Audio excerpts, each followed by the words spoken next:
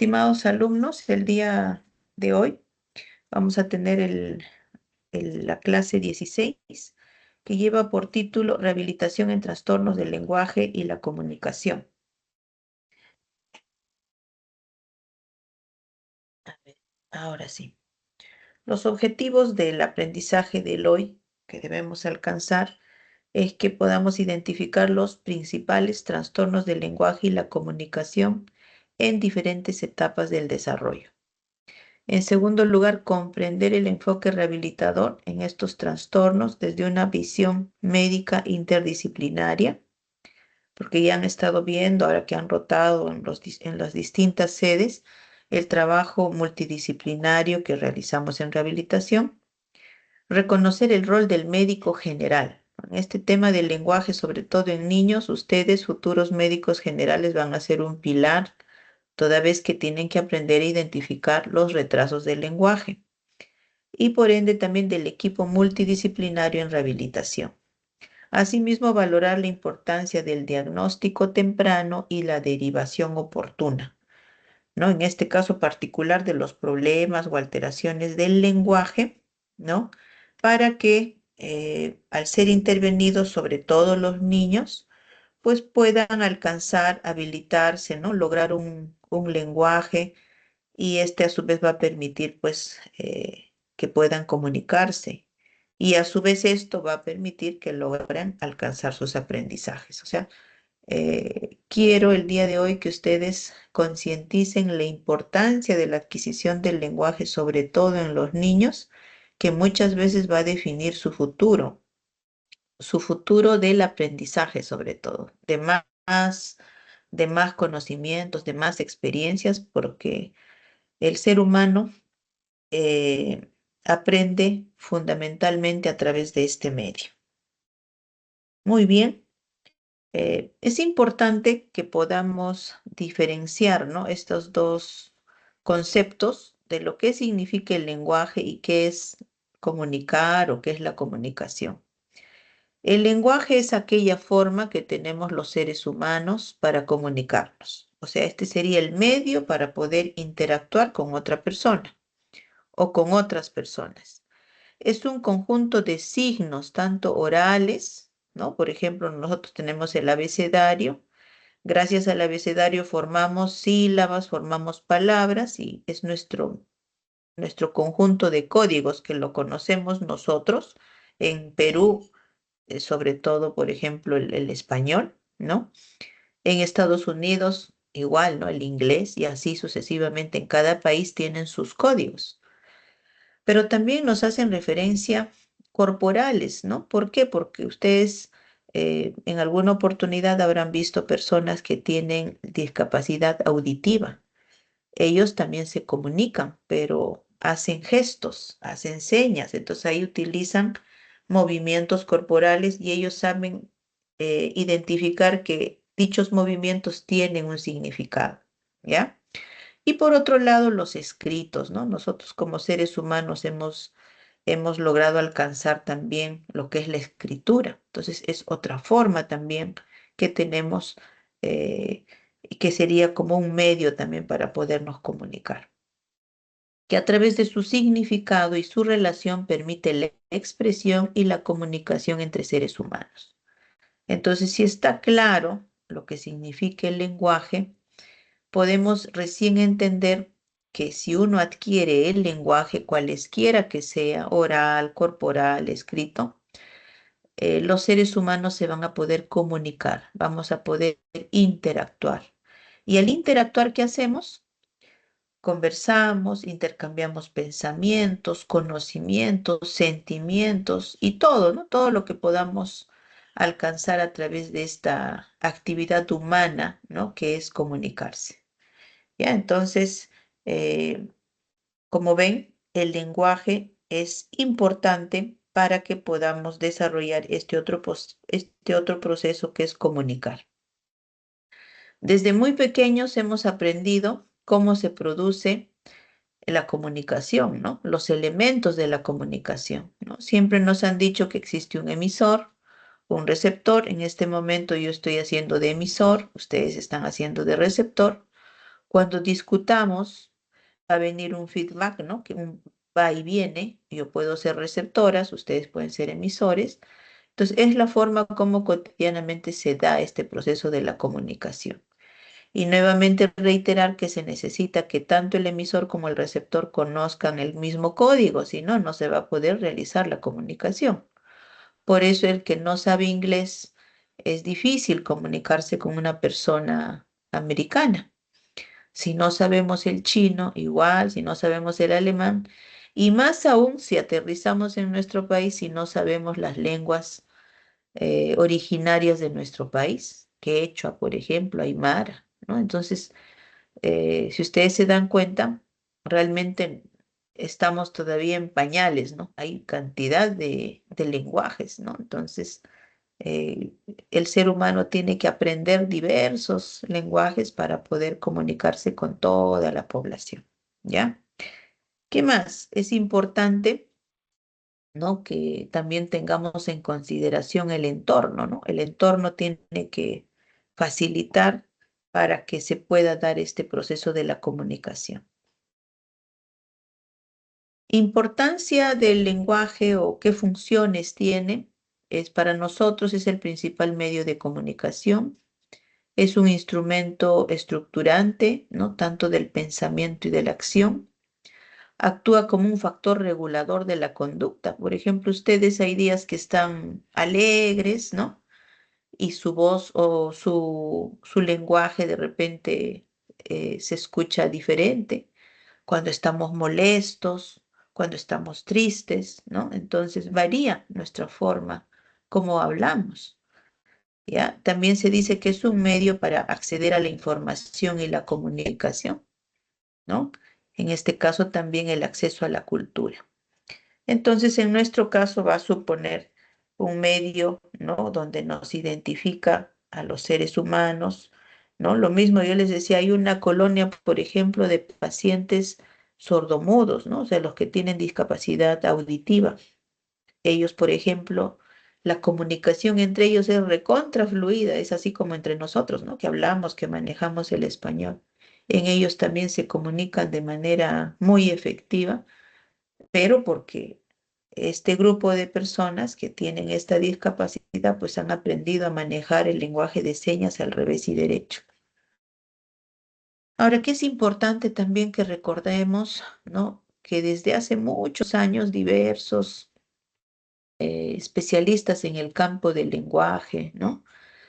Han ido identificando cómo esto ha ido evolucionando a lo largo de los años, ¿no? De las décadas y ahora ya de los siglos, ¿no? Entonces, los primeros que empezaron a hablar sobre este tema del desarrollo del lenguaje, tenemos que recordar a Jean Piaget, ¿no? La teoría de Piaget, esto data de los años 1951, donde él hace referencia a que el desarrollo del lenguaje está condicionado al desarrollo de la función representativo-simbólica, por ejemplo, ¿no? Entonces, ahí hacían bastante referencia, por ejemplo, que los pequeños, ¿no? Desde muy pequeños aprenden a través del juego simbólico, ¿no? Y es hoy en día no deja de tener razón, ¿no? Todavía vemos que los pequeños, por ejemplo, desde muy bebitos empiezan a ir expresando algunos sonidos, ¿no? Y como vamos a en un rato también pasarles a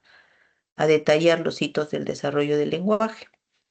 Posteriormente se presentó la teoría behaviorista o conductista del autor Skinner. Estamos hablando de los años 1957.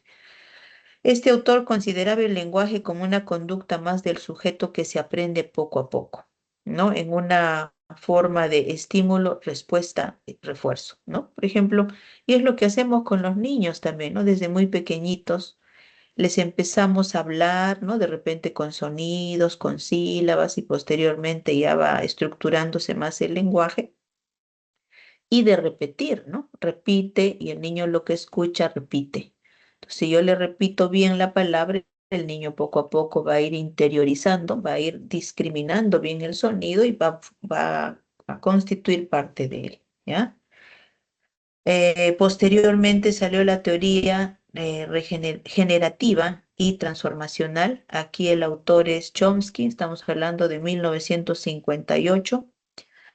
Aquí da preponderancia al lenguaje, ¿no? Porque da el énfasis en la capacidad innata y universal. Asimismo, se hace énfasis a la gramática, ¿ya? Como reflejo de la estructura cognitiva. Años posteriores sale la teoría interaccionista o neurolingüista. Aquí entran a tallar autores como Vygotsky y Luria, ¿no? Estamos hablando ya del año 1962. Para ellos, las operaciones mentales y las estructuras del lenguaje se desarrollan conjuntamente. Es muy importante para que los niños puedan desarrollar el lenguaje que también las funciones mentales superiores desarrollen a la par, ¿no? Ustedes saben que a lo largo de los 5 primeros años es la etapa de mayor desarrollo neurológico de los niños. Entonces es la etapa que si tienen muchos estímulos, estos niños también van a tener la capacidad de aprender, ¿no? Y que posteriormente todo ello van a evocar. Y finalmente, más o menos por los años 1966, Brunner ya le da otro contexto al lenguaje y creo que hoy en día es hacia donde algunas enfermedades incluso se están dirigiendo, ¿no? Como es, por ejemplo, el autismo. ¿Qué nos dice Brunner? Que el lenguaje es un elemento constitutivo del desarrollo cognitivo. Este se organiza por interiorización de un cierto número de técnicas, entre ellas el lenguaje, pero todas estas técnicas están ligadas a un entorno social del sujeto. Entonces, el ser humano desde los orígenes de vida, pues siempre ha vivido en sociedad. Actualmente nosotros también vivimos así, ¿no? Es una forma de convivir, de aprender, de interactuar, ¿no? De intercambiar, ¿no? Entonces, no se concibe, ¿no? Que hoy en día el ser humano pues viva solo, aislado y solito no lograría todo, ¿no? Entonces necesitamos de que el ser humano pueda desenvolverse en todos los entornos, ¿no? Tanto familiar, en esta etapa de ustedes que están pasando por la etapa universitaria, en los niños la parte escolar y posteriormente ya el entorno laboral, pues, ¿no? Y comunitario. Ya, entonces, si ven todo este proceso, ¿no? Cómo han ido interpretando, ¿no? Determinando lo que es el lenguaje, vemos que a lo largo de las décadas le han dado siempre un enfoque eh, diferenciado a la forma como el ser humano adquiere el lenguaje. Y finalmente lo que nos quedamos hoy, ¿no? Que debemos de hacer que el ser humano pues vive en un ambiente social. Así como es importante cómo ha ido evolucionando, también debemos de resaltar en esta presentación las bases y áreas de la generación del lenguaje. No es tan simple que yo de repente solo emita palabras, que de repente finalmente ese es el resultado, ¿no? Que ustedes me escuchen emitir palabras, frases, oraciones o de repente un concepto, de repente una opinión. Para que pueda ser este resultado previo a ello, han intervenido diversos aparatos y sistemas, ¿no? Entonces, uno de ellos, por ejemplo, si recordamos nuestro curso de anatomía y posteriormente la parte de fisiología neurológica y ya más adelante ya la patología incluso neurológica, ustedes se recordarán o se recuerdan que a nivel de nuestro cerebro, sobre todo a nivel del hemisferio izquierdo, existen dos zonas muy importantes que tienen que ver con el lenguaje, tanto del lenguaje comprensivo como expresivo. Estamos hablando de dos áreas importantes, ¿no? El área de Broca y el área de Wernicke. Entonces son dos áreas que funcionan en unísono, ¿no? Porque para yo generar un procesamiento en mi cerebro tengo que primero entender una orden para yo poder evocar. Entonces son dos áreas muy importantes que a veces en problemas neurológicos que se puedan dar en la niñez y otras ya cuando somos adultos, pueden alterarse estas zonas y por ende generarán problemas del lenguaje. Estamos hablando de las afasias, por ejemplo, de Broca y Wernicke. Asimismo, no solo necesitamos del cerebro, también necesitamos de otros aparatos y sistemas. Por ejemplo, es importante el aparato respiratorio. Si no existe esta fase de la respiración, ¿no? Que es la expiración, el momento en el que exhalamos el aire, no podríamos, ustedes no me escucharían el tono de mi voz, no escucharían las palabras que en este momento estoy emitiendo.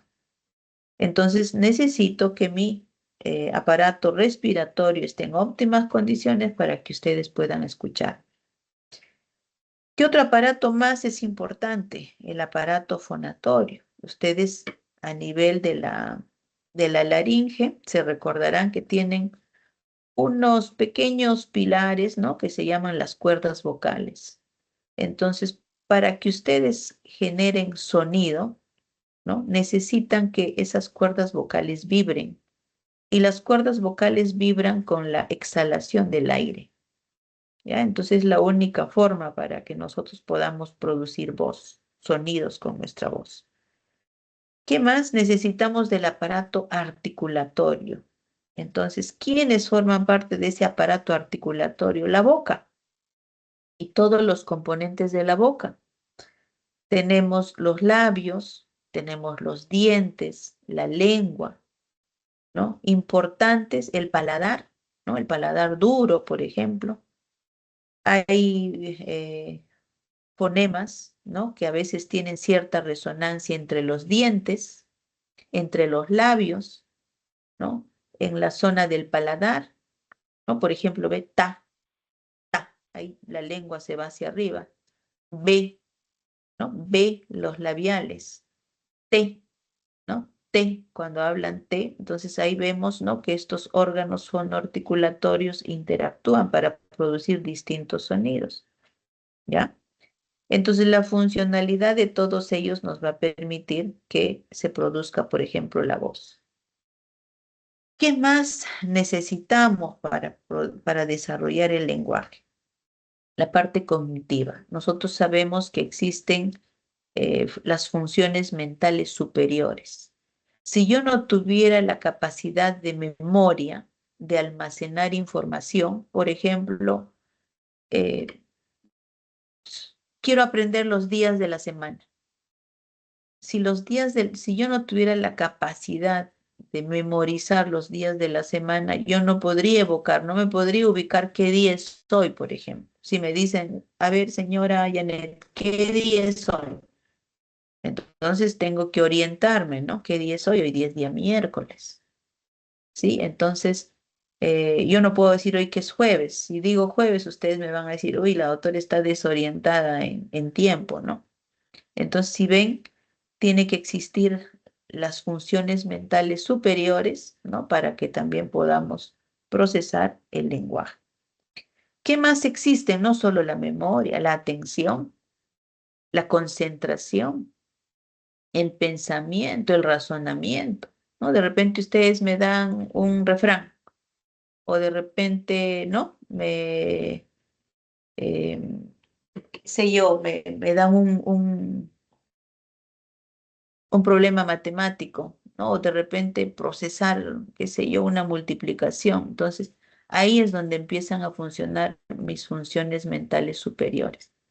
O me hacen una pregunta o un caso clínico, entonces ahí mi cerebro tiene que procesar. En ese momento que procesa ahí no solo funciona una función, sino son todas las funciones mentales superiores. Entonces miren cuán importante es también este grupo, ¿no? Estas áreas del cerebro para producir el lenguaje.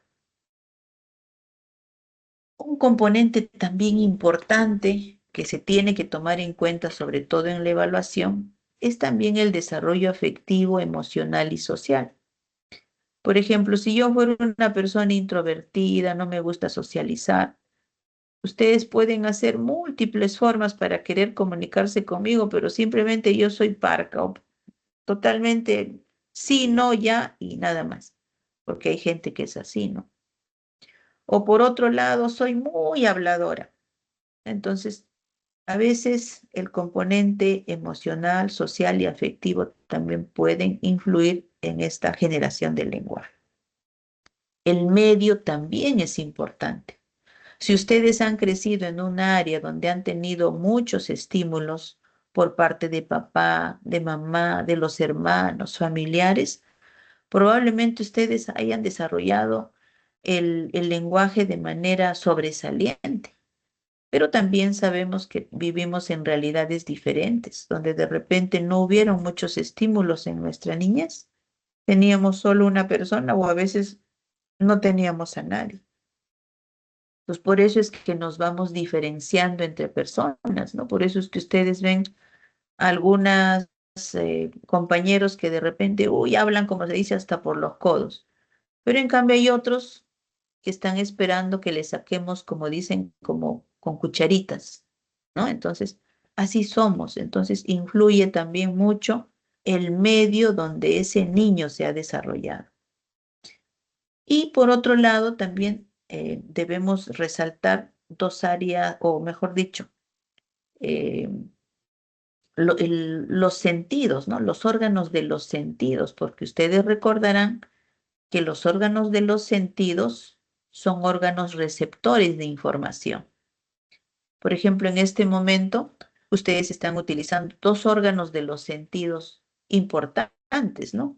Están viendo mis diapositivas, pero por otro lado también están escuchando lo que hablo, ¿no? Pero no solo son esos dos medios para ingreso de información, sino también, imagínense, los que hacen, los que catan licores, por ejemplo. Imagínense cómo esa lengua, ¿no? Ese paladar ha tenido que aprender a catar diferentes licores, comidas, qué sé yo, ¿no? Hay también un ingreso de información por el gusto, por el oído, ¿no? Por el olfato, ¿no? E incluso se hace referencia también al ingreso de información sinestésica que tiene que ver con el movimiento. La mayor cantidad de estímulos, ustedes recordarán que ingresa por la parte auditiva y visual.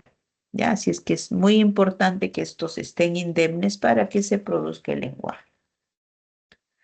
Habíamos hecho referencia al proceso de decodificación y codificación, ¿no? Este parte, en este momento, por ejemplo, todo lo que me escuchan ingresa por sus oídos, ¿no?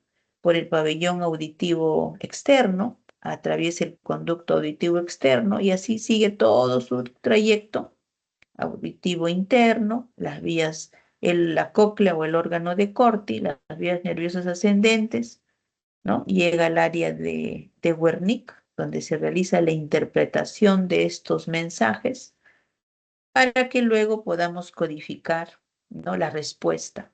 Pues una vez que se ha comprendido, ahí empieza el área de Broca a producir todo lo que se va a evocar, ¿no? Y para ello ya hemos visto que van a participar varios aparatos y sistemas para que finalmente puedan escuchar, ¿no? A una persona cómo se expresa.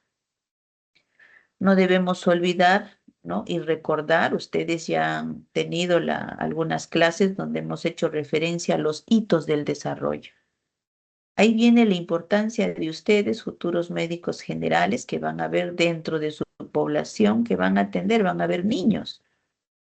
Y niños desde muy pequeñitos, desde recién nacidos hasta niños ya más grandes, ¿no? De repente preescolares o escolares.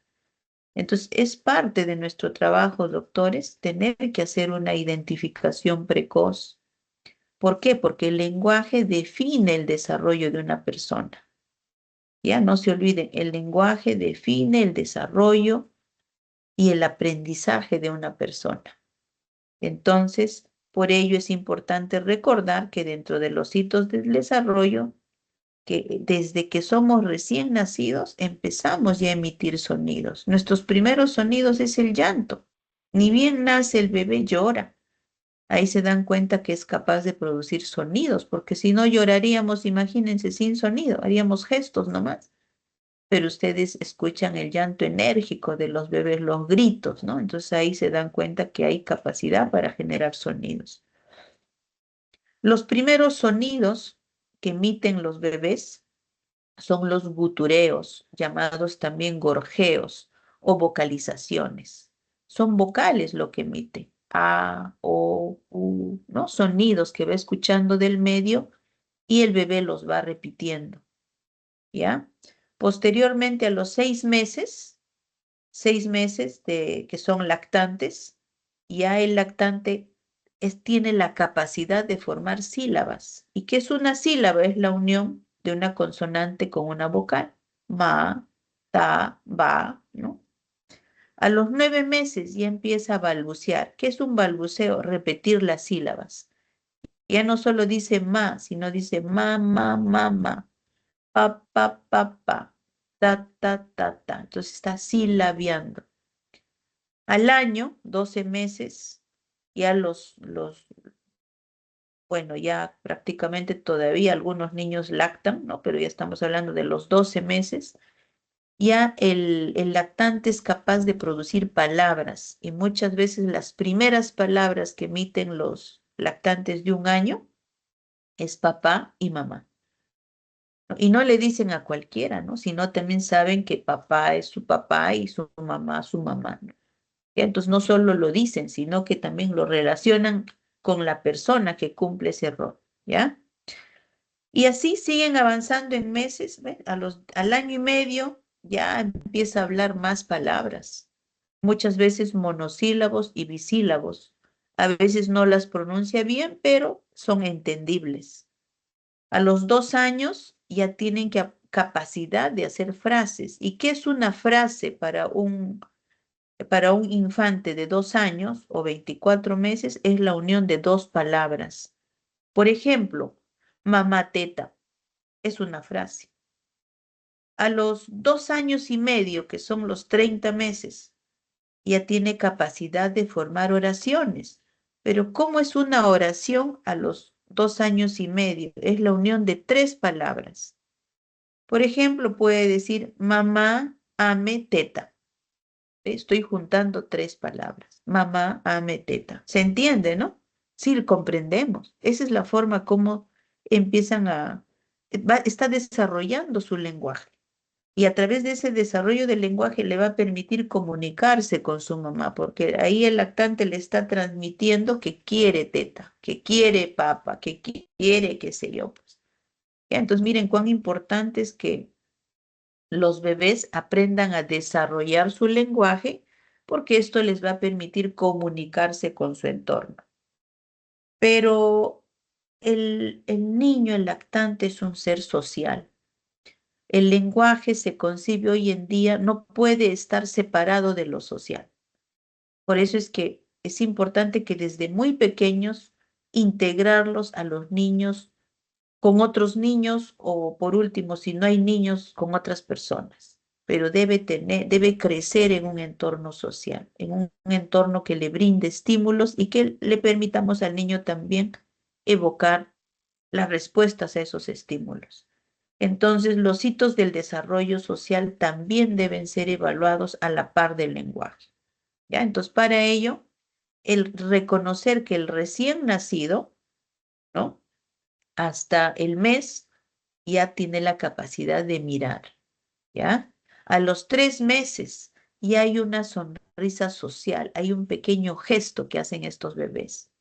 A los 6 meses ya ríe, ya le pueden escuchar el sonido de su risa. A los 9 meses ya imita, ¿ya? Imita gestos, ¿no? Imita movimientos, imita, ¿no? Entonces, todo lo que ve lo replica, imita. A los 12 meses ya señala, o sea, ya te puede decir que quiere un juguete, que quiere plátano, que quiere, qué sé yo, su pelota, ¿no? Ya tiene la capacidad de señalar. Al año y 3 meses voltea, ¿no? Al año y medio muestra y a los 2 años juega ya con otro niño, ¿no? O con otra persona. ¿Ya? Entonces, aquí es la parte del desarrollo social que, como les digo, casi siempre tenemos que evaluarlo con el desarrollo del lenguaje. ¿Estamos? Betsabe, ¿sí se me escucha? ¿Sabe? Sí, doctora. Sí, Muy doctora. bien, muy bien. Entonces, dicho todo esto con respecto al desarrollo del lenguaje, ahora sí vamos a pasar, ¿no? A hacer algunas precisiones con respecto, ¿no? ¿A qué debemos de concebir primero como un lenguaje normal? ¿Qué sería el ideal, el que algunas personas lo adquieren de repente con apoyo de un curso de oratoria, ¿no? Algunos de repente por propio esfuerzo, pero a muchos, a veces con un curso de oratoria podemos llegar a tener el lenguaje que le podríamos catalogar como normal. ¿Cómo debe ser un lenguaje normal?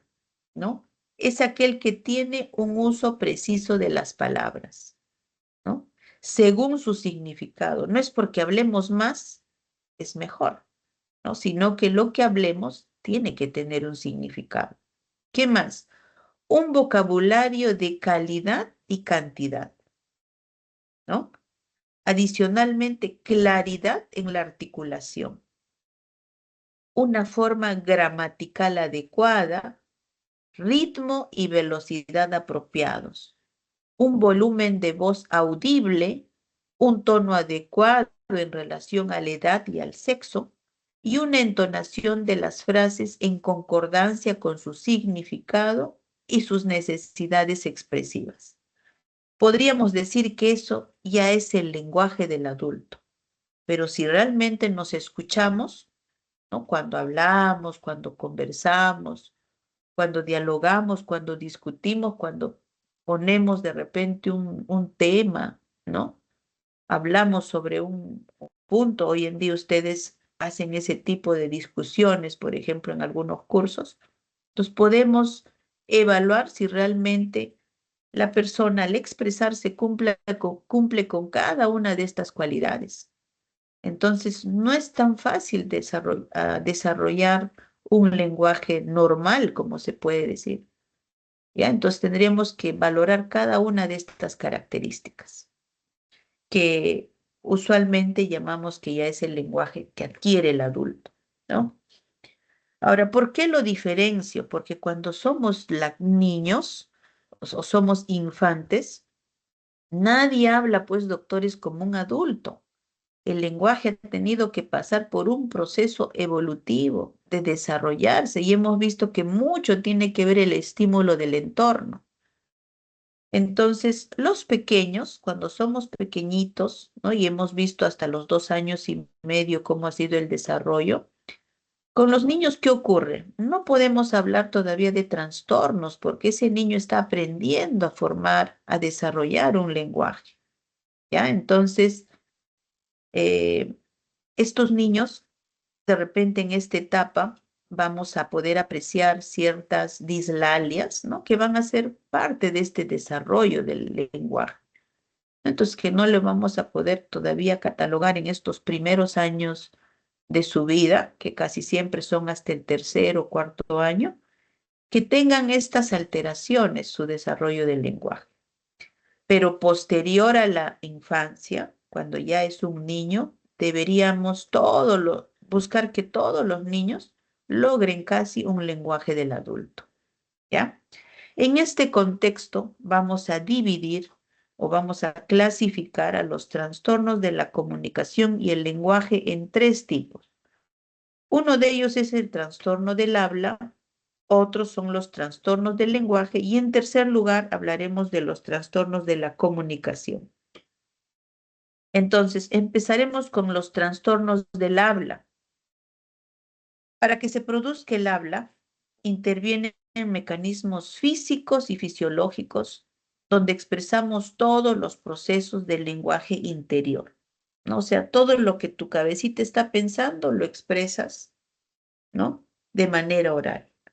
Entonces, es importante que en esta parte interactúen ¿no? Varias características de nuestro lenguaje: el componente léxico, el semántico, el morfológico, el sintáctico, el fonológico y el pragmático. Miren eh, qué tantas, cuántas características tiene nuestro lenguaje. Se dice que nuestro lenguaje es muy, muy especial Los que quieren aprender español, por ejemplo, americanos que quieren aprender español, se les hace complicado porque nuestro lenguaje es muy articulado, ¿no? Si ustedes, muchos de ustedes hablan inglés, han visto que en el inglés es muy simplificado, los sonidos, por ejemplo, ¿no? En nuestro idioma, en nuestra lengua, para que se nos escuche con claridad, a veces tenemos que exagerar un poquito más incluso la articulación. Tenemos que hacer más movimiento, a veces gesticular más los labios, la boca, a veces hacer una mayor apertura de los labios, ¿no? Para que pueda tener claridad nuestro lenguaje. En cambio, el inglés no es así. Ustedes, ¿no? Que son expertos también, muchos de ustedes ya manejan un segundo idioma, ven que es muy diferente, ¿ya? Por ello, cuesta un poco más aprender nuestro idioma. Entonces, acá un poquito para de repente reforzar, no se olviden que nosotros producimos sonidos en la segunda fase de este proceso de la respiración, ¿no? En exhalación o en expiración. En ese momento que sale el aire de nuestros pulmones a través, ¿no? En este caso, de los bronquios, la tráquea, la laringe, y sale por nuestra boca el sonido, entonces es gracias a esta segunda fase de la respiración, que es la expiración. Y con todo el movimiento del componente articulatorio y fonatorio. Dicho esto, vamos a clasificar los trastornos del habla de la siguiente manera. Tenemos las alteraciones que afectan a la articulación. Dentro de estas vamos a tener a las dislalias, ¿no? Que es muy frecuente a lo largo de los 3 a 4 primeros años de nuestras vidas, porque todos hemos aprendido a hablar con algunos defectos, errores, pero que los hemos ido mejorando, puliendo a lo largo de nuestra infancia y nuestra niñez.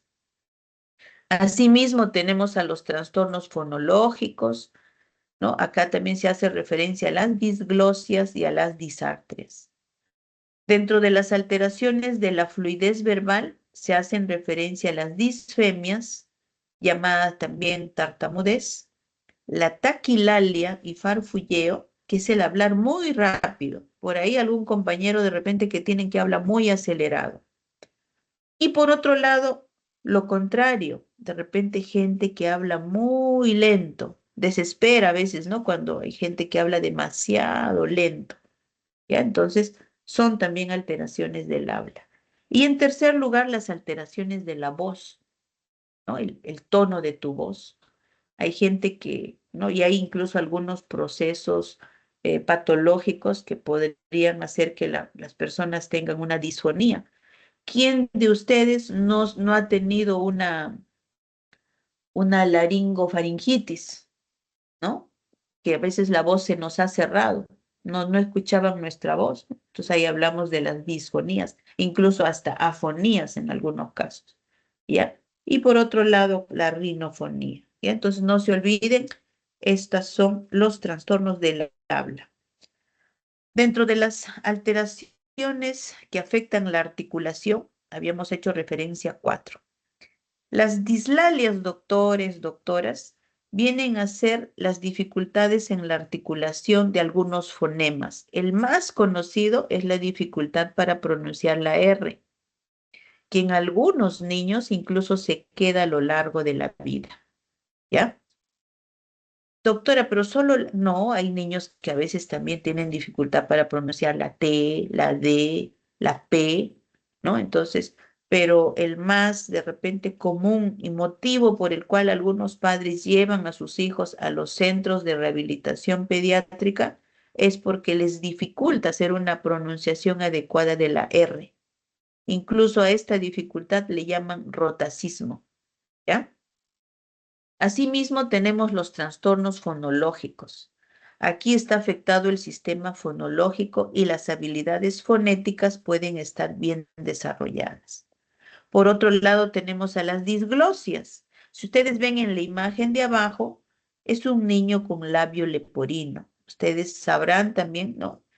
que hay este problema, ¿no? Es un problema embrionario, ¿no? Cuando no se ha logrado fusionar ambos lados, entonces vemos cómo queda hendido, ¿no? Abierto, partido, ¿no? Entonces a eso le llaman el labio, el labio partido, paladar partido, ¿no? Labio leporino, ¿no? Son nombres que se les ha asignado y que obviamente forman parte, hemos dicho, el labio forma parte del aparato fonoarticulatorio. Entonces, si no tengo el labio completo, ¿qué va a ocurrir? El aire se va a fugar y palabras donde yo tenga que utilizar los labios, no las, o mejor dicho, fonemas donde yo tenga que utilizar ambos labios, como por ejemplo P, pronuncien la P, necesitas que los labios se junten para generar el sonido. Por ejemplo, estos niños tendrían dificultad para pronunciar ese fonema. Y palabras donde se utilice ese fonema. Entonces, hoy en día se hacen abordajes quirúrgicos desde tempranas edades. ¿Para qué? Para generar un cierre. Miren al otro lado, el niño ya es operado. Ustedes han escuchado de la operación sonrisa, ¿no? Donde vienen a veces cirujanos del extranjero y hacen campañas para operar a estos niños con labio leporino. Entonces, cuán importante, ¿no? Es resolver, ¿no? Hacer la plastía de este defecto para que los niños puedan mejorar su articulación. Y las disartrias es otro problema articulatorio donde hay la dificultad en la articulación y expresión oral, ¿ya? Que afectan el tono y el movimiento de los músculos, ¿no? Que tienen que ver con la articulación y muchas veces están relacionados a un problema del sistema nervioso central, ¿no? Que es lo que a veces vemos a pacientes adultos que han presentado un evento cerebrovascular. Asimismo, tenemos las alteraciones que afectan la fluidez verbal. Les dije, ¿no? La disfemia es el nombre, pero ustedes de repente más lo van a conocer como la tartamudez, ¿no? Donde se presentan los bloqueos al momento de la articulación, bloquean, repiten, ¿no? Es un problema que se puede presentar en niños pasados los 7, 8 años, ¿no? Que va a generar un problema incluso en sus procesos de aprendizaje. Hay un componente psicológico muy fuerte de inseguridad, ¿no? Por ende, por ejemplo, este tema se aborda no solo con terapia del lenguaje, sino también con un apoyo psicológico al niño y a la familia, ¿ya? La taquilalia y la bradilalia, como hemos dicho, son básicamente, en un caso, la persona habla muy acelerado y en la bradilalia es muy lento. Por otro lado, también hay que hacer referencia a las alteraciones que afectan la voz, ¿no? Hablamos de la disfonía y por otro lado la rinofonía. En segundo lugar, vamos a hablar de los trastornos del lenguaje. Lo que hemos hablado hace un rato es trastornos del habla. Ahora vamos a pasar a los trastornos del lenguaje. Los trastornos del lenguaje se consideran, van a fluctuar desde los retrasos simples del lenguaje que enfrentan algunos niños hasta la pérdida total de las capacidades lingüísticas. ¿En qué caso se presenta eso? En pacientes que padecen de las afasias, cuando a veces pierden la capacidad para expresarse o pierden la capacidad de comprender o pueden ambas cosas perderse. Asimismo, también dentro de la clasificación tenemos a los retrasos en la adquisición del lenguaje, ¿no? Esto se puede ver en el niño sano y también en algunos niños que tienen alguna enfermedad de fondo, ¿ya? Entonces, el pronóstico es bueno, pudiendo normalizarse, pero en este tipo de alteraciones es importante, ahí viene el trabajo de los médicos, ¿no? Desde el médico general hasta el especialista, identificar este retraso. ¿Para qué? Para poder derivar oportunamente al especialista. ¿Para qué? Para que pueda ser intervenido, ¿no? Y hemos dicho que el lenguaje, el desarrollo del lenguaje es un punto muy importante en el desarrollo del ser humano. Y un tercer problema se puede presentar los trastornos específicos del lenguaje, también conocidos como TEL, ¿no? T de trastorno, E de específico y L del lenguaje. O también que se presentan en las afasias. Aquí el pronóstico de las afasias va de regular, en algunos casos malo. ¿Por qué? Porque a veces el paciente no logra emitir nuevamente palabras, ¿no? Entonces, obviamente, si es que la persona no logra desarrollar el lenguaje expresivo, va a tener muy limitada su comunicación. Aquí de repente un detalle un poquito más específico con respecto a las afasias. Estos son problemas que más lo vamos a ver en la población adulta, ¿ya? Y está, como se ha mencionado, relacionados con lesiones del sistema nervioso central, ¿no? Dependiendo del área comprometida, si es el área de Broca, tendrá problemas para expresarse; si es el área de Wernicke, tendrá problemas para comprender, ¿no? Si es a nivel del fascículo arqueado, tendrá problemas para establecer el feedback entre ellas, ¿no? Entre comprensión y expresión. Si es que es a nivel de las zonas colindantes, pueden ser también problemas o sensoriales o motores, ¿no? Y por ello también podemos tener afasias transcorticales, sensorial y motora, o las afasias también anómicas. Y jóvenes, en tercer lugar, pasaremos a los trastornos de la comunicación, ¿ya? Entonces, no se olviden: trastornos del habla, trastornos del lenguaje, y ahora tercera parte, trastornos de la comunicación. Los trastornos de la comunicación, realmente estos se centraron, ¿no? Sobre todo en aquellos donde veíamos que había una alteración de la voz y el habla, ¿no?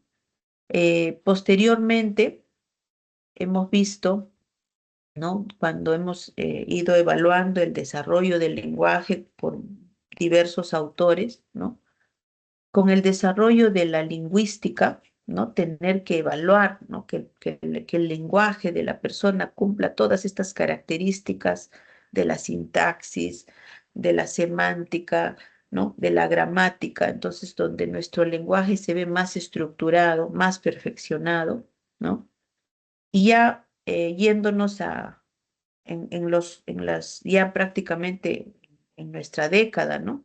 Estamos viendo que, si bien es cierto, eh, el campo de la parte pragmática, ¿no? Está presentándose en algunas alteraciones, y una muy así, muy particular, y que se está dando con bastante frecuencia en nuestra población hoy en día infantil, es el autismo. ¿Ya? Entonces, por ejemplo, estos niños a veces no logran desarrollar un lenguaje expresivo, no desarrollan ¿no? el lenguaje, y por ende, pues la comunicación se va a ver todavía más limitada, ¿no? Va a tener más una barrera, ¿no? Para poder desarrollar la interacción con otras personas. Entonces, el marco que va a diferenciar a este grupo de alteraciones, ¿no? Va a estar relacionada al tema de la comunicación y las interacciones sociales. Y entonces, acá la clasificación que se da es el mutismo selectivo, y por otro lado tenemos a los trastornos pragmáticos, que muchas veces van a ser secundarios a otros problemas que trae el niño de fondo, que pueden ser de repente problemas cromosómicos, congénitos, ¿no? Que también va a limitar el desarrollo de la comunicación. Entonces, acá tenemos estos trastornos. Se hace referencia en esta clasificación, por ejemplo, al mutismo selectivo.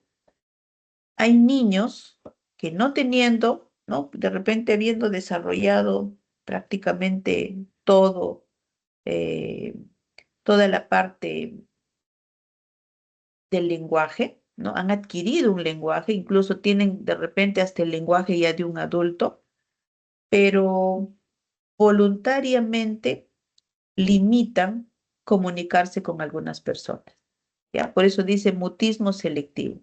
Este niño sabe hablar, sabe expresarse, ha desarrollado su lenguaje, pero de repente va a la consulta y me ve y simplemente no me habla, ¿ya? Entonces, de repente uno puede, si no sabe, podría catalogar, incluso hasta podríamos decir que es un niño con autismo, ¿no? Pero para eso está la anamnesis indirecta que hacemos con ellos, el preguntarle a los padres, ¿no? Los padres no nos van a engañar, los padres van más bien a buscar ayuda. Entonces, si van a buscar ayuda con el médico, tienen que dar toda la información, ¿no? Entonces, la información que dan los padres es que su niño habla muy bien en casa, en el colegio, pero cuando está de repente con una persona determinada o en un momento determinado, no interacciona, no habla. Lo puede mirar y todo, pero no establece, no produce un lenguaje eh, articulado o el lenguaje expresivo, ¿no? Entonces, por eso dice, no existiendo un problema neurológico de fondo. Ya simplemente la actitud del niño que, bueno, simplemente no quiere interactuar, no quiere comunicarse, no quiere eh, s- comunicarse, ¿no? Básicamente con esa persona, que en algunos casos puede ser el médico, ¿no? Ustedes saben que a veces los niños son especiales, ¿no? Sobre todo aquellos que han tenido de repente un trauma que puede implicar que en el hospital le colocaron un inyectable o que de repente en alguna evaluación sin querer lo hemos lastimado. Entonces, ese tipo de niños a veces suelen desarrollar este mutismo selectivo. Y el otro componente vienen a ser ya los trastornos pragmáticos, ¿no? Donde acá los trastornos básicamente se van a originar desde alteraciones de la percepción y la comprensión. Aquí, por ejemplo, ¿qué ven en las imágenes? Porque las imágenes son más, de repente, más claras, ¿no? Ven a un niño con síndrome de Down.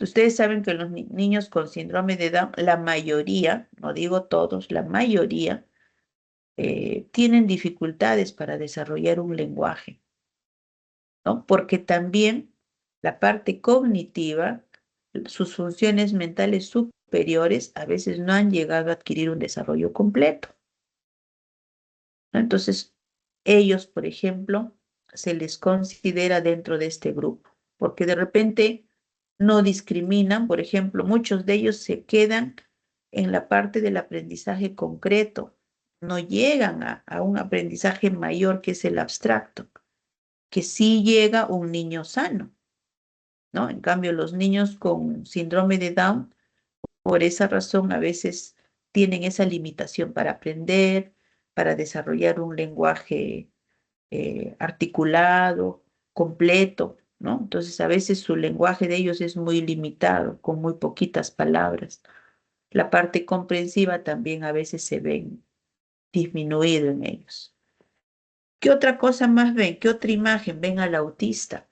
¿No? Ya ha sido tema de otra charla que se hizo previamente, ¿no? Aquí, por ejemplo, ven a un niño como si no tuviera ningún problema físico, ¿no? Porque realmente físico no lo tiene, pero es un niño que puede o no desarrollar un lenguaje, pero fundamentalmente acá ellos tienen limitaciones para interactuar. Y finalmente también acá traigo como ejemplo los niños que nacen con discapacidad auditiva, ¿no? Sobre todo aquellos de repente que no logramos identificarlo tan precozmente esta discapacidad, ¿no? Entonces vemos de que ellos de repente no están adquiriendo las habilidades según su hito del desarrollo, pero no porque sean en ese caso menos inteligentes, sino porque no llega el estímulo auditivo, no se puede llegar a realizar la decodificación porque no hay estímulo y por ende pues no se va a codificar y no va a evocar. Ahora, conforme van creciendo los niños, las otras funciones sí están preservadas, entonces ellos sí a veces tienen un mejor pronóstico comparado en este caso, comparando a los tres. Bueno, jóvenes, ya para de repente finalizar y mostrarles lo que los servicios de rehabilitación pediátrica ofrecen a la población de niños que presentan estos trastornos del lenguaje y la comunicación, decirles que el trabajo que se realiza en estas áreas es multidisciplinario, ¿ya? En los servicios de rehabilitación pediátrica, pues vamos a encontrar médicos de mi especialidad, del área de rehabilitación, ¿no? Que se dedican a ver niños, ¿no? Y el médico va a ser el encargado de hacer la evaluación integral, porque no es que no pronuncia y solo voy a ver esa parte del lenguaje, no, se hace una evaluación integral y en relación a esa evaluación integral se indican las intervenciones, ¿no? Intervenciones que a veces podrían ser solo terapia del lenguaje, por ejemplo, a veces en las dislalias, a veces solo necesita de la intervención del terapista del lenguaje para que le enseñe al niño y a la madre para que este niño pueda articular mejor. Pero por otro lado, hoy en día tenemos niños que por el mismo ambiente donde se están desarrollando, a veces son niños más inquietos, ¿no? Son niños, ¿qué les digo? Con sus niveles de atención son muy cortos. Y cuando tienen estas características, incluso el brindarles la terapia del lenguaje les dificulta a los terapistas del lenguaje, porque con facilidad se distraen. Entonces, en esos casos, amerita no solo darle terapia del lenguaje, sino complementarle también con terapia ocupacional. Entonces, ahí vamos con dos terapias. Ahora, hay niños que de repente han llegado un poquito tarde a la terapia. Me refiero en que deberían ser derivados, hemos dicho, de manera oportuna, pero a veces nos llegan niños de repente que ya están empezando la escuela con problemas de lenguaje. Entonces, esos niños que ya van a la escuela y tienen problemas de lenguaje, entonces probablemente va a repercutir en su rendimiento académico. Entonces, para ellos incluye en la terapia un reforzamiento en lo que es terapia de aprendizaje. ¿Ya? Y así, si he evaluado, veo que adicionalmente el niño tiene dificultades en la psicomotricidad, ¿no? De repente la lateralidad, el equilibrio, ¿no? Discriminación de lo que es ubicación temporoespacial. Entonces, de repente a las terapias tendría que incorporar psicomotricidad. Entonces, como ven, puede solo el niño requerir de una terapia o puede requerir de varias intervenciones. Para ello es la evaluación integral. Ahora, también ven la intervención de psicología, por ejemplo, en los niños que son muy dispersos, en los niños o pacientitos que van por espasmofemia, les decía, ¿no? Que no solo es el abordaje del terapista del lenguaje, sino también tengo que indicar el apoyo psicológico. A veces más que darle al niño, a veces es al papá, a la mamá, porque finalmente ese niño vive en un núcleo familiar. Entonces, como lo crían, es como va a ser el niño. Si a este niño lo crían, lo tienen, lo estimulan en un ambiente que está deprivado de estímulos, o de repente lo que más prima son castigos, o de repente apelativos, discriminativos, peyorativos, entonces ese niño va a crecer en un ambiente con una autoestima muy, muy frágil. Entonces, eso se le tiene que trabajar a los padres para orientarles que finalmente va a repercutir negativamente en la salud mental de ese niño. Y quién sabe, si cambia ese entorno, este niño empieza a tener más seguridad y por ello también puede mejorar, ¿no? Puede irse autolimitando estos bloqueos que presentan los niños espasmofémicos o niños tartamudos, ¿ya? Servicio social también, ¿por qué? Porque a veces hay, en mi hospital, por ejemplo, hay familias y familias, familias que tienen recursos, pero también familias de bajos recursos. Entonces se podría coordinar el tema de la teleorientación, las terapias así virtuales, que en la pandemia funcionaron bien, ¿no? ¿Por qué? Porque nuestros niños, con el apoyo de los padres al costado y los estímulos visuales, se ha visto, ¿no? Por lo menos en mi hospital y creo que en el instituto también han tenido buenas experiencias con la teleorientación que hacían los terapistas de lenguaje, ¿ya? Finalmente, estos niños, sobre todo cuanto más grandecitos son y ya están en la escuela, entonces es importante también el trabajo articulado con el profesor, ¿no? No solo ver el componente familiar, sino también incluir este tercer elemento, ¿no? Por eso es que en la parte de la izquierda les pongo eje fundamental, familia, colegio, comunidad. Entonces, según va creciendo el niño, estos entornos van a irse incorporando, ¿no? Si es un niño preescolar, pues será el colegio y la familia. Si es un niño ya que está en la escuela, niveles de primaria, secundaria, que podrían en algunos casos persistir algunos problemas de lenguaje, entonces tenemos que incorporar a esos entornos para que también en conjunto todos podemos ayudar al niño. Ahora, en mi diapositiva también ustedes pueden apreciar que dice interconsulta, neurología, psiquiatría, otorrinolaringología, cirugía plástica, odontología y pediatría. ¿Por qué lo coloqué? Son las especialidades de niños que más se relaciona con rehabilitación pediátrica. ¿Por qué? A veces nuestros niños no llegan directo a rehabilitación. ¿Quiénes nos lo derivan? El neurólogo. Aquel papá, ¿no? Que nota que su hijo no habla bien. A veces piensa, debe de tener algo en su cabecita. Entonces, no, lo voy a llevar al neurólogo. Entonces, el neurólogo lo evalúa integralmente y él es muchas veces el que hace ¿no? Toda su evaluación, los hitos del desarrollo y se da cuenta, pues, que sí, efectivamente, el desarrollo del lenguaje no está a la par de la edad y nos lo deriva. Psiquiatría, sobre todo cuando nos mandan a algunos niños con autismo, ¿ya? Otorrino, ¿qué tiene que ver, doctor Otorrino? Porque repito, hay papás, sobre todo cuando no hablan, piensan que los niños no escuchan, ¿no? Entonces dicen, no, de repente no escuchan mi hijo. Entonces lo llevan al otorrino, el otorrino los evalúa.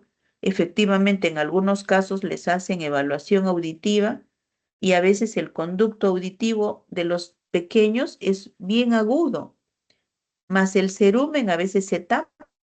Entonces, con un lavado de oídos, el niñito empieza a escuchar adecuadamente. Entonces, no estaría mal también que pueda verlo un otorrino. Cirugía plástica. ¿Por qué hablo de la cirugía plástica? Porque cuando tratamos a un niño con disglosia o labio leporino, el trabajo que se hace entre rehabilitación y cirugía plástica es constante, porque ese niño con labio leporino no solo es sometido a una cirugía, a lo largo de su infancia y su niñez, a veces los operan 3, 4, 5 veces. Entonces, después de cada cirugía hay que hacer un tratamiento de lenguaje. Doctora, odontología, ¿qué tiene que ver odontología con los problemas del lenguaje? Ustedes tienen su lengua y debajo de su lengua, doctores, levanten la lengua, van a sentirse una telita debajo de la lengua. Esa telita es el frenillo. Algunos niños tienen ese frenillo largo. ¿Qué quiere decir? Que ese frenillo está hasta la punta de la lengua. Entonces, cuando está hasta la punta de la lengua, ¿qué le va a limitar al niño? Que saque la lengua. Entonces, limita también la movilidad de la lengua. Y yo les he dicho que nuestro lenguaje es muy articulado. Necesitamos de mucho movimiento de la lengua, de los labios, para que se nos escuche mejor la articulación. Entonces, cuando no hay movimiento de la lengua, a veces hay fonemas que no se pueden pronunciar adecuadamente. Por ejemplo, la R. Para que salga la R, la lengua tiene que vibrar y a veces por el efecto del frenillo, la lengua no vibra adecuadamente. Entonces, ¿quién les hace esa pequeña cirugía que es un cortecito que hoy en día los hacen desde muy pequeñitos? El odontólogo. Y bueno, pediatría, pues, ¿no? Porque a nosotros realmente el pediatra es el especialista que tiene que hacer una evaluación completa de los hitos del desarrollo de los niños. A veces lo dejamos todo a la enfermera que ve el programa de crecimiento y desarrollo, pero realmente el pediatra es el responsable de ver cómo está desarrollando el lenguaje de los niños. Entonces, él debería ser la persona que más nos derive si es que identifica algún trastorno o alteración del lenguaje, ¿ya? Y finalmente acá les he puesto ahí del color de nuestra universidad, naranja, corazón. Les incluyo ahí a ustedes, queridos alumnos. Dice médico general.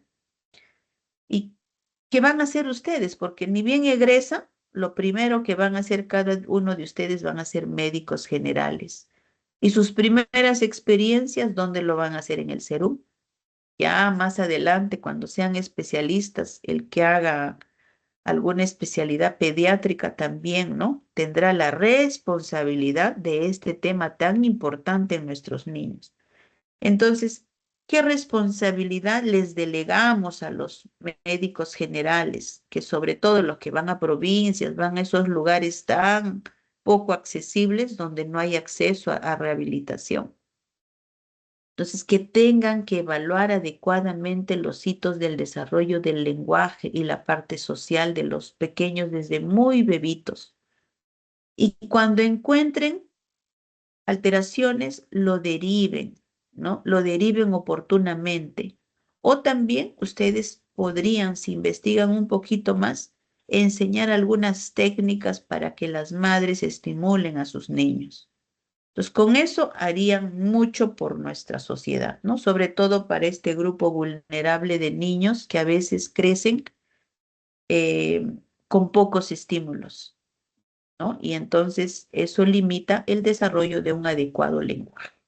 ¿Ya? Entonces, con estas palabras vamos a concluir diciéndoles que los trastornos de la comunicación y el lenguaje, y hemos visto, se clasifican en tres: en trastornos del habla, del lenguaje y los de la comunicación. ¿Qué más es importante resaltar? Que debemos identificar los retrasos del desarrollo del lenguaje, sobre todo jóvenes, en menores de 2 años. Pero doctora, recién está aprendiendo a hablar. Claro, pero que se cumplan esos hitos que les he dicho, ¿no? Los guturales, los silabeos, las palabras, las frases de 2 palabras, las oraciones de 3 palabras. Si yo logro o evalúo y veo que ese niño está caminando, está avanzando con los hitos del desarrollo, no me preocupo. Sigo dándole pautas nomás a la madre. Pero si yo tengo un niño de 2 años que ni siquiera pronuncia guturales, no me puedo quedar, doctores, de brazos cruzados. Tengo que derivarlo oportunamente. Ese es el trabajo que hoy en día del médico general que tenga la oportunidad de ver niños, ¿ya? No se olviden. El programa, ¿no? Del niño sano, ¿no? Que hoy en día el Ministerio de Salud nos exige, ¿no? Que no solo, repito, no solo está a cargo de la licenciada, de la licenciada enfermera, ¿no? Que ven los programas de crecimiento y desarrollo, sino también, doctores, está en nuestra responsabilidad de médicos generales. ¿Qué más decirles? Que la estimulación del lenguaje en la población infantil permitirá que los niños tengan menos dificultades, ¿no? Para que logren sus aprendizajes. Y en la parte adulta, lo que más ustedes podrían ver a lo largo de su experiencia como futuros médicos, vamos a encontrar dos alteraciones importantes que son las disartrias y las afasias. Estas son las referencias bibliográficas y con esto estaría culminando mi presentación. No sé si tuvieran alguna pregunta.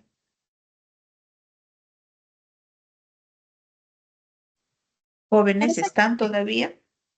sí, sí, doctora, sí ¿Betsabe? estamos. Parece que Ah, no qué hay bueno. preguntas. Muy bien, Betsabe. Ya han visto ustedes niños en el instituto, ¿no? Por ahí los he escuchado hablar que han visto bastantes niños, creo, con autismo, ¿ya? Entonces, esa es una realidad actual, doctores, que estamos viviendo, ¿ya? Entonces, les pedimos así, particularmente yo como rehabilitadora, les pido que le tomen bastante importancia a esta evaluación de los niños, ¿ya? Para que deriven. Lo de ustedes es identificar signos de alarma y derivar. Cuando ya sean especialistas, ya no quedará ahí su trabajo. Ahí su trabajo va a ser, de repente, si son cirujanos plásticos, ya han visto, ¿no? Labios leporinos. Si son otorrinos, van a tener que hacer una adecuada evaluación auditiva de los niños, ¿ya? Y así. Hay varias especialidades que se articulan con rehabilitación y el médico general hoy en día para nosotros es un baluarte, ¿ya? Así es que tomemos con bastante responsabilidad nuestra formación, no solo en ver pacientes adultos, sino también los niños. Si no hay preguntas, me despido. Muchas gracias y será hasta una próxima oportunidad. Muy buenas noches.